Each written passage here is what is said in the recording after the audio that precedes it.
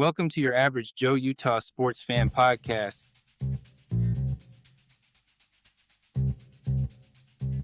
Let me start by saying I am no college realignment guru.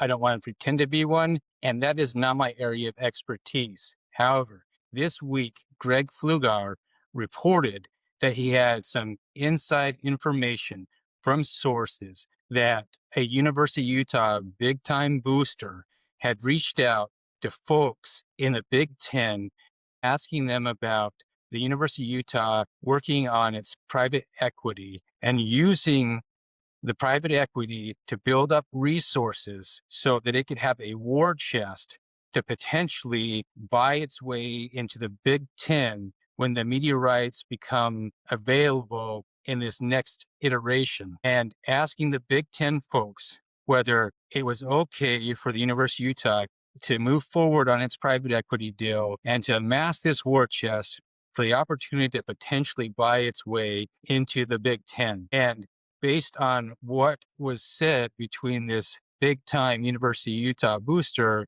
and the folks he interacted with in the Big Ten, these folks said this is fine by them, and they gave this University of Utah booster the thumbs up. This was the gist of the discussion, and this was what the source reported to Greg Flugaur. Now, will anything come of this? Who knows? The next round of media rights negotiations is still a few years away. And look, any college program out there who is not reaching out to either the Big Ten or the SEC is absolutely foolish if they're not doing this. They would have their head in the sand if they are just sitting there and thinking that they're fine. And I'm particularly thinking about the schools that are either in the Big 12 or the ACC.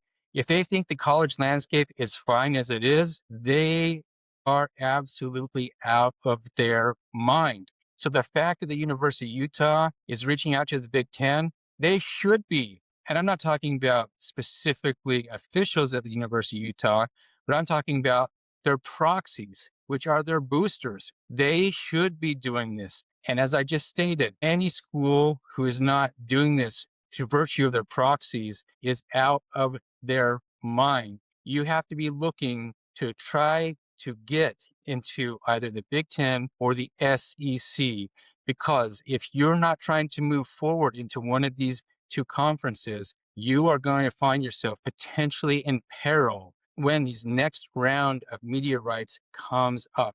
We don't know how this is all going to play out, but after we watch this last round of realignment, conferences have been on very shaky ground. We just watched the Pac-12 fall apart. So you don't want to be in that conference that completely implodes and falls apart. I'm not saying that this is necessarily going to be the case for the Big 12 or the ACC. We also know that the ACC is on shaky ground, or at least it seems that way. I don't know what the future is going to hold, but I'm just saying these sources seem to be legit for Greg Flugaur. I don't know the man.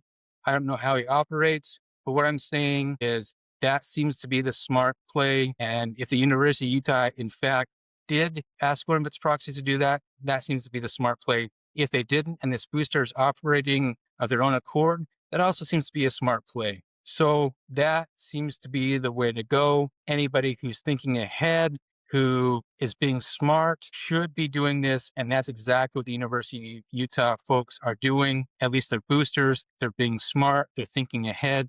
They're thinking how they can make the jump to the Big Ten. That's the smart play here, folks. Thanks for listening to your average Joe Utah sports fan podcast. Feel welcome to leave a comment. Please like and subscribe, as that will help grow the channel.